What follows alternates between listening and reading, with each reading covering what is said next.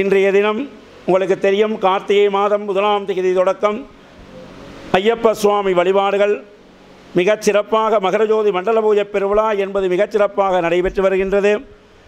அந்த மண்டல பூஜையும் தை மாதம் 1ஆம் தேதி வரை, கார்த்திகை 1ஆம் தேதி தொடக்கம் தை மாதம் 1ஆம் தேதி வரை 60 தினங்கள் ஒரு மண்டலம் மிகச்சிறப்பான முறையிலே விசேடமான பூஜைகள் எல்லாம் இந்த ஆலயத்திலேயே நடைபெற உள்ளது.